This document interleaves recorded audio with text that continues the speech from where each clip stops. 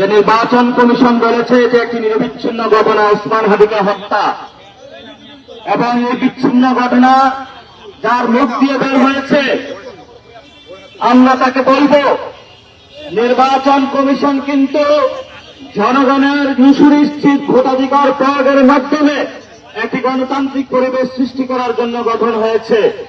কিন্তু নির্বাচন কমিশন যখন জনগণ থেকে বিচ্ছিন্ন হয়ে যায়, তখন জনগণের উপর হত্যাকে তারা বিচ্ছিন্ন ঘটনা বলে আখ্যায়িত করে।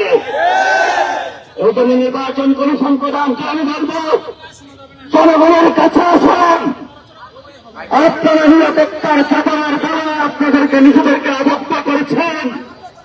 আমরা রাজপথে আছি, যদি সুস্থ ভোট প্রক্রিয়া বাংলাদেশে সম্পন্ন করতে হয়, আপনাকে জনগণের সাথে মিশতে হবে।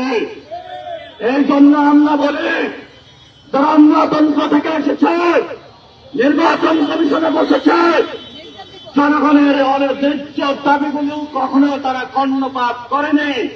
বাংলাদেশে তারা সুস্থ ইলেকশন আয়োজন করতে পারবে না। এই জন্য অতি সত্বর এই নির্বাচন কমিশনের চেয়ারে যে প্রধান ইলেকশন কমিশনার রয়েছেন, তাকে একটি সুপ্রিম জুডিশিয়াল কাউন্সিলের মাধ্যমে জবাবদিহিতার আওতায় আনার জন্য আমরা দাবি জানাচ্ছি।